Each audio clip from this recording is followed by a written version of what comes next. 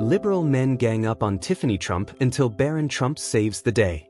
The courtroom buzzed with an energy that felt suffocating, a low murmur of voices, shifting bodies, and occasional murmurs of laughter. The air was thick with an unspoken hostility, one that Tiffany Trump could feel crawling against her skin. She stood at the front of the courtroom, her back straight, her chin high, but her stomach twisted in a way she hadn't felt in years. They weren't even trying to hide their disdain. The men seated in the front row, wearing their cheap patriotic-themed shirts as if it gave them some moral authority, leaned forward with smirks plastered across their faces. Their arms were crossed, their expressions expectant, waiting, no, eager, for her to slip up, to say something they could pounce on, to tear her apart in front of the cameras and the eager spectators filling the room. She could already hear their voices in her head. Another privileged Trump. Another spoiled rich girl trying to act important. What does she even know about real struggles? She kept her breathing even. She wouldn't give them the satisfaction. A man with a receding hairline and a sneer stood, straightening his already perfect tie as he looked at her like she was something stuck to the bottom of his shoe. His name was Richard Dawson, and he had built his career off tearing people apart in this courtroom, especially people with last names like hers.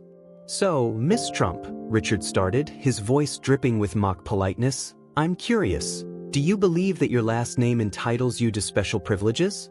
Or is that just an illusion the rest of us are under?" Tiffany blinked slowly, forcing herself to hold his gaze. She wouldn't let him rush her into answering. That was what he wanted, to make her defensive, to make her stumble, to make her doubt herself in front of the dozens of eyes watching, waiting. "I believe," she said finally, her voice steady, "that my last name has nothing to do with the reason I'm standing here today." Richard's smirk widened as a few men behind him chuckled, one of them whispering something under his breath that made the others snicker.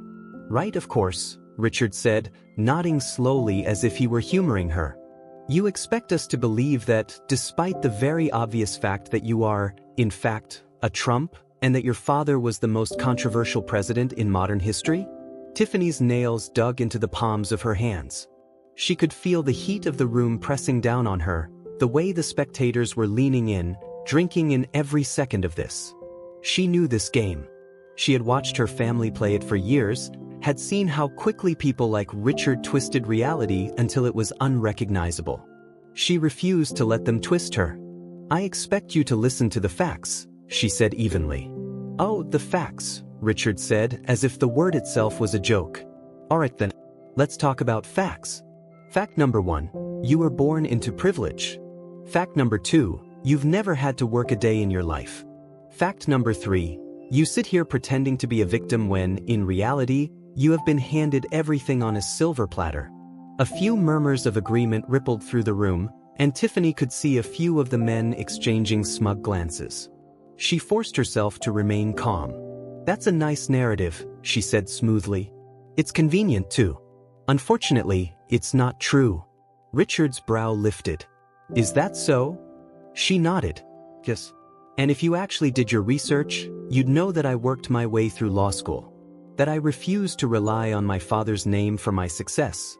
That I—" "Oh, come on," one of the men in the front row scoffed, cutting her off.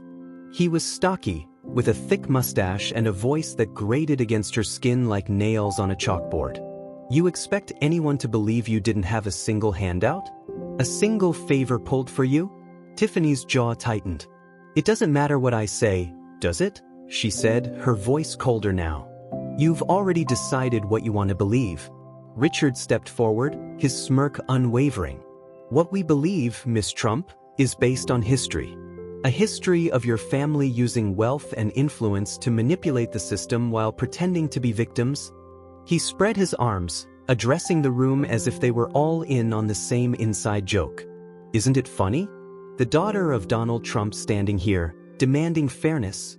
Laughter erupted around the courtroom, and Tiffany felt her stomach twist. They weren't listening. They weren't interested in facts or logic. They had already decided she was guilty of something, anything, and now they were just here to watch her squirm. She swallowed, refusing to let them see her frustration. "If you actually cared about fairness, you wouldn't be trying to intimidate me right now." Richard's smile faltered for half a second, but then he recovered. Intimidate, he repeated, feigning offense. Miss Trump, this is nothing more than a conversation. Surely someone raised in a family as bold as yours isn't afraid of a few questions? I'm not afraid of questions, she shot back. I'm afraid of bad faith arguments made by people who have no interest in the truth. A murmur ran through the crowd. Richard's eyes darkened slightly. You're quick with words, he said, tilting his head. Just like your father. But I wonder, does that actually mean anything? Or are you just pretending to be strong because you know, deep down, that none of this actually matters? That no matter what you say here today, no one will ever take you seriously? The words stung more than she wanted them to. She had spent years trying to prove herself, to carve out her own name separate from her father's, to show people that she was more than just a last name. But people like Richard didn't care. They never would. And that was the worst part. They weren't trying to expose the truth. They were trying to break her. I take myself seriously, she said, her voice quieter but unwavering. And that's enough. Richard let out a small chuckle. How inspiring. The other men in the room laughed, and Tiffany felt the weight of their amusement settle against her bones like lead. She couldn't win this. Not like this. They didn't care about fairness. They didn't care about justice. They only cared about humiliating her, about turning her into another punchline in whatever narrative they were spinning. And she was trapped. The room felt smaller. The voices louder. She swallowed hard, willing herself to stay calm. But then, the doors at the back of the courtroom swung open with a loud, decisive thud. The laughter died instantly. The murmurs stopped. A new energy filled the room, one thick with anticipation, with uncertainty. And then, a voice. Commanding. Unapologetic. Enough. Every head in the room turned. And there he was. Barron Trump. Barron Trump strode into the room with the kind of presence that demanded attention without a single word. His suit was sharp, his shoulders squared, his face unreadable. He was taller than most men in the room, and the weight of his gaze alone sent a ripple of unease through the crowd.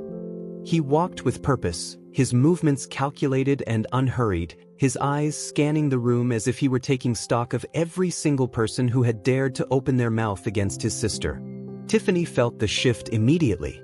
It was subtle at first, the way the smirks faded, the way the men straightened their postures, the way Richard Dawson's confident sneer twitched ever so slightly at the corners. And then silence. Absolute, deafening silence.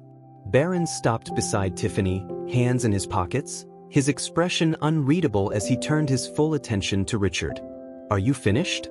Barron asked, his voice calm but carrying an unmistakable weight. Richard blinked, as if momentarily thrown off by the interruption. Then, recovering quickly, he forced a chuckle and gestured toward Barron in mock amusement. Well, Richard mused. If it isn't the youngest Trump himself. I must say, this is quite the unexpected entrance. Barron didn't react. The tension in the air stretched taut like a wire. Richard shifted slightly, clearly expecting some kind of response. Perhaps an angry retort, perhaps a defensive argument.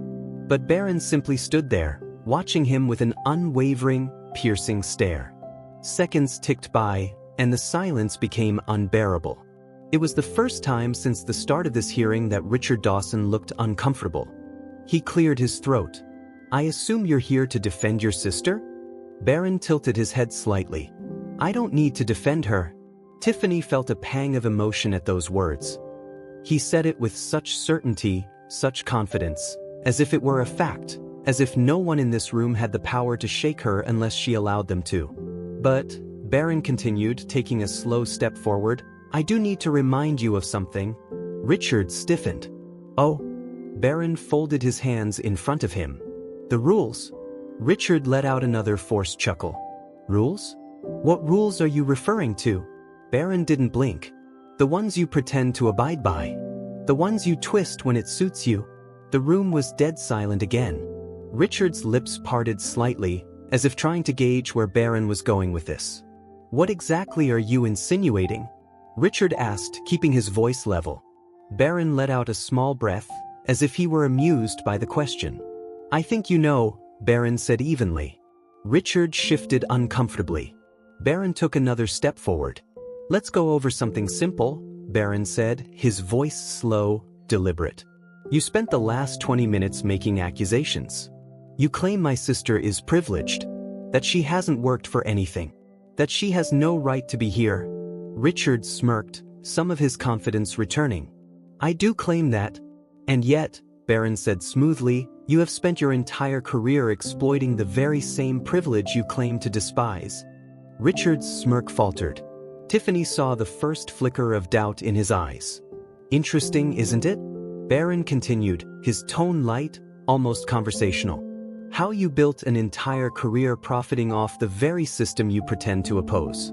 You pretend to fight for justice, but you only care about the fights that get you the most attention. You pick and choose your enemies carefully. You only attack the people who won't fight back. Until now." A murmur spread through the room. Richard's face darkened. "That's quite an accusation." Barron took another step forward, and Richard instinctively stepped back. Barron's voice remained calm. "It's not an accusation. It's an observation." The tension thickened. One of the men in the front row, one of Richard's closest allies, shifted uncomfortably, exchanging a glance with his colleague. Tiffany realized what was happening. Richard Dawson was losing control. For the first time since the spectacle began, the power was shifting. The men who had been so confident just moments ago were now hesitant, uncertain. Barron wasn't playing by their rules. He wasn't reacting the way they expected. And Richard knew it. He clenched his jaw. "Barron, I know you feel the need to." "No," Barron cut him off. His tone hadn't changed, but the authority in his voice left no room for argument. "You don't get to decide what I need to do." Richard inhaled sharply. Barron glanced around the room, letting his gaze settle on each person who had laughed, each person who had enjoyed watching his sister be humiliated. "This was never about justice," Barron said. "It was never about fairness. It was never about facts. This was about control. About making my sister feel small." A beat of silence. "But you failed," Barron said simply. Richard exhaled, his nostrils flaring slightly. "You certainly have a way with words, Barron. But you're stalling," Barron said flatly. "It won't help you." Another murmur spread through the courtroom. Richard looked around, as if searching for someone to back him up. But no one spoke. Tiffany watched as realization dawned in Richard's eyes. He had lost the room. Barron stood there, unmoving, unwavering. "You can keep talking," Barron said quietly. "Or you can sit down." The words landed heavily. Richard's lips pressed into a thin line. His hands curled into fists at his sides. For a long moment he simply stood there, his pride warring with his instincts. Then, without another word, he stepped back and slowly lowered himself into his seat. The room was silent. Tiffany let out a breath she hadn't realized she was holding. Barron didn't gloat. He didn't smirk. He simply turned to his sister, his expression softening slightly. "Are you okay?" he asked. Tiffany nodded slowly. Barron nodded back, as if satisfied with her answer. Then he turned his attention back to the rest of the courtroom. "This conversation is over," he said simply. And that was that. The men who had spent the last hour laughing at Tiffany now sat in stiff silence, their faces blank, their confidence shattered. Barron had walked in, assessed the situation, and dismantled it in minutes. Tiffany had spent years trying to prove herself, trying to fight back against people who refused to listen. But Barron had reminded her of something important. She didn't have to prove anything to people who had already decided they would never respect her. The silence stretched, and then, slowly, people started standing. Some left the courtroom without a word. Others avoided looking at the Trump siblings altogether. Richard remained seated, his face unreadable. Barron placed a hand on Tiffany's shoulder. "Come on," he said quietly. "Let's go." Tiffany nodded, allowing herself one last glance at the room before following Barron out the door. She had walked in feeling alone. She was walking out knowing she never had been. Tiffany followed Barron out of the courtroom, her heartbeat still racing, the echoes of everything that had just happened bouncing around in her mind. The heavy wooden doors shut behind them with a resounding thud, cutting off the last murmurs of a defeated crowd. The hallway was vast and eerily quiet, a stark contrast to the chaotic energy of the courtroom. It was only when she was a few steps away from the doors that she let out a slow, controlled breath. She turned to Barron, who was already watching her. "Thank you," she said softly. Barron shrugged, slipping his hands into his pockets as they walked. "I didn't do anything special." Tiffany let out a small, breathless laugh. "You just shut down an entire courtroom full of people who were trying to rip me apart." "I'd say that's something." Barron shook his head. "You didn't need me to do that." She tilted her head at him, her brows furrowing slightly. "Barron, you saw what was happening in there. They weren't going to stop." "Yeah," Barron admitted, glancing ahead. "But you were handling it. You just didn't realize it yet." Tiffany exhaled sharply, shaking her head with a smirk. "That's why I felt like I was suffocating while they laughed in my face." Barron stopped walking, and Tiffany did too, turning to face him. "You want to know why they were laughing?" Barron asked. Tiffany crossed her arms. "Enlighten me." "Because they knew you were telling the truth," Barron said simply. Tiffany blinked.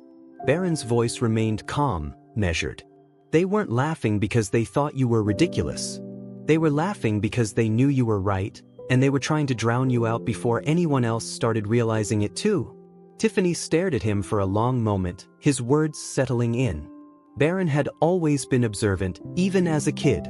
He had a way of stripping everything down to the bare essentials, of seeing things for what they really were. Maybe she had let their laughter get to her too much. Maybe she had let their arrogance make her feel powerless. Barron nudged her shoulder lightly. "They laughed because they were scared, Tiff. People only act that way when they know they're losing." Tiffany let out a slow breath, some of the weight on her chest loosening. She was about to respond when she noticed the reporters gathered at the other end of the hall. Cameras.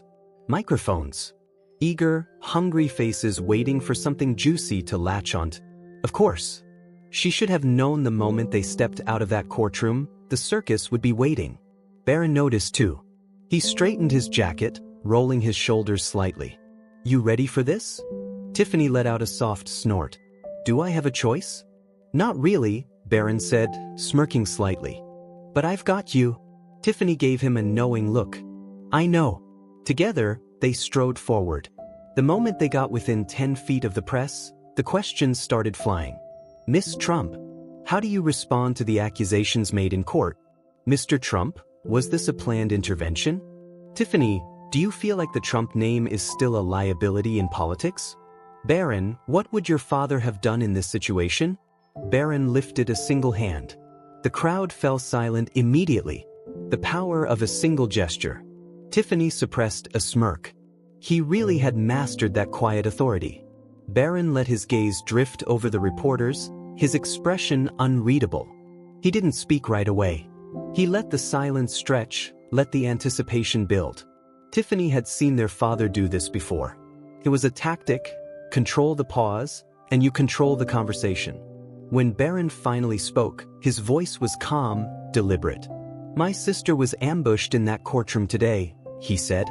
"She walked in expecting a fair discussion and instead faced a one-sided attack disguised as a debate." Murmurs rippled through the reporters. Tiffany could already see the headline forming in their minds. Barron continued, his tone unwavering. What happened in there wasn't about truth. It wasn't about justice. It was about control. And what people like Richard Dawson fail to understand is that you can't control someone who refuses to be intimidated. A few cameras flashed. Barron turned slightly toward Tiffany, his expression softer now. "My sister doesn't need me to speak for her. She never has. But I will stand beside her while she does." Tiffany exhaled slowly, her chest swelling with something she hadn't expected to feel after today: pride. Barron stepped back, gesturing for her to take the floor. The microphones turned to her. Dozens of eyes watched. The floor was hers. Tiffany straightened her shoulders, letting herself absorb the energy of the moment. She was done being talked over. She was done letting other people dictate the narrative. "If today proved anything," she said, her voice clear, steady, "it's that some people are terrified of change.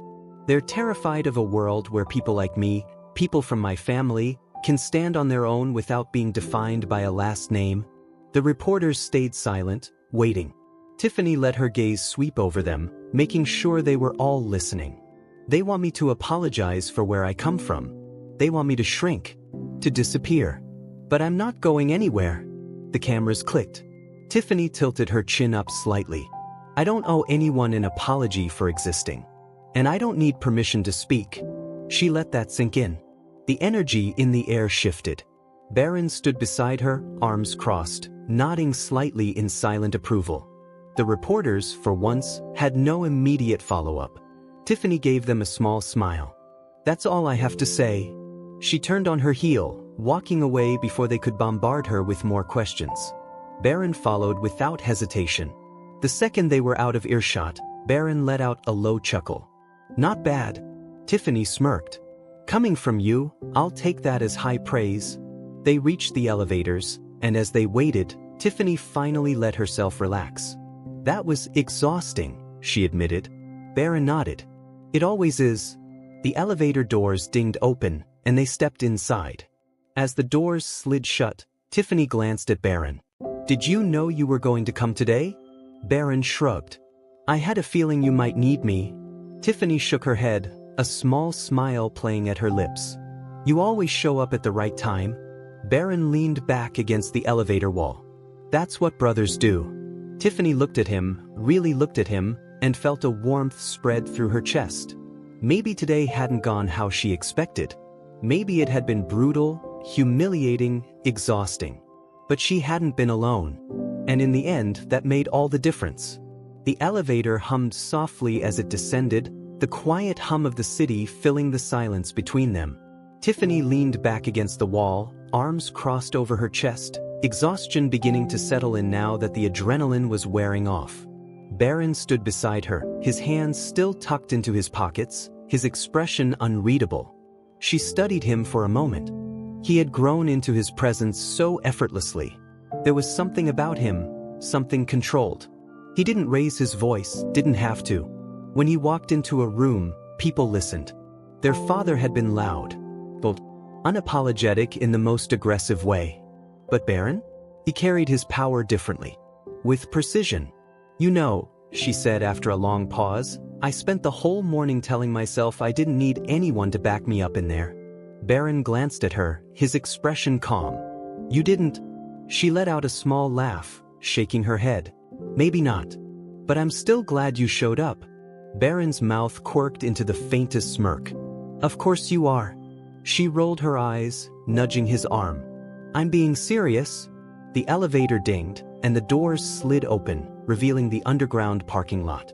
The cool air of the garage hit her skin, a stark contrast to the heated tension from the courtroom. Their driver was already waiting, the black SUV idling quietly near the exit. Barron gestured toward it. Come on. Let's get out of here before the press swarms the garage. Tiffany nodded, following him toward the car. The moment they slid into the back seat and the doors shut behind them, she let out a long breath. The chaos was over, at least for now.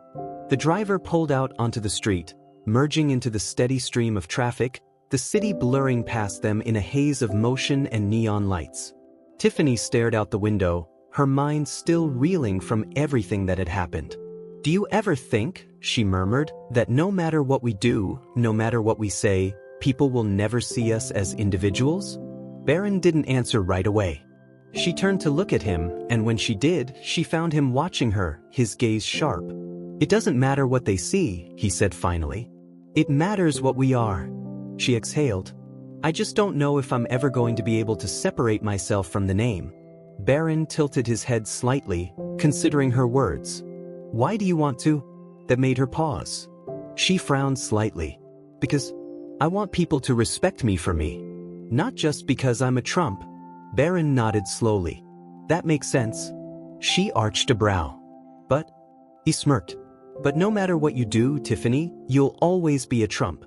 That's not something you have to separate from. It's something you can use. She sighed, rubbing her temples. I don't want to use it. I just want to be seen as my own person. Barron studied her for a long moment before leaning back against the seat. You think I don't understand that? She blinked. You think I haven't spent my entire life listening to people talk about me before I even open my mouth? His tone wasn't bitter, just matter of fact. You think I don't know what it's like to have people assume everything about you without ever knowing who you actually are? Tiffany swallowed. Of course, he understood. Barron had lived his entire life under the scrutiny of the public, more than any of them. He had grown up with the entire world watching, making assumptions, turning him into whatever version of a story they needed him to be. And yet, he had never let it define him. She hesitated. So, what do you do?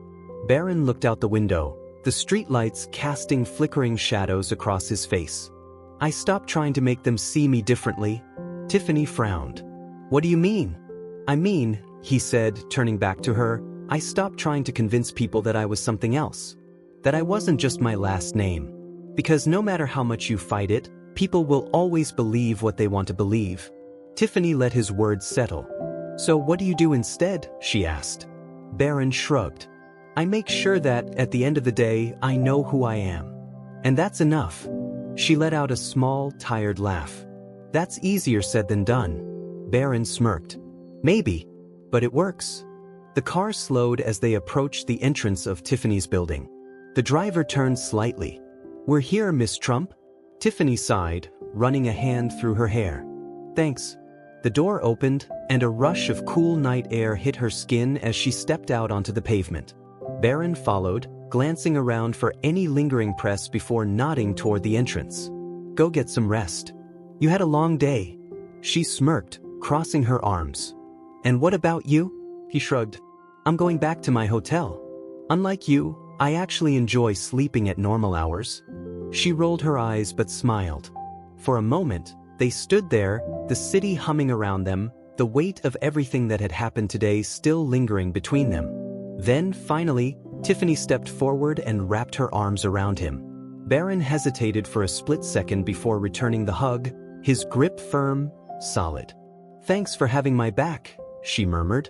Barron huffed a quiet laugh. Always. She pulled back, nodding once before turning toward the entrance. But just before she stepped inside, she glanced back over her shoulder. Hey, Barron. He arched a brow. She smirked. I think I might finally get what you've been saying all these years. Barron tilted his head. Oh. She nodded. It's not about making them see who we are. He smiled faintly. Oh. It's about knowing it for ourselves. She let out a slow breath before nodding. Then, without another word, she turned and disappeared into the building. Barron stood there for a moment longer, watching the doors close behind her. Then, with a small, knowing smirk, he slipped his hands into his pockets and walked back toward the car. Tomorrow, the media would have a field day with everything that had happened in court. There would be headlines, speculation, opinions from people who hadn't been there, who didn't know a single thing about what had really gone down. But none of it mattered, because, for the first time in a long time, Tiffany wasn't worried about what the world thought. She knew who she was. And that was enough.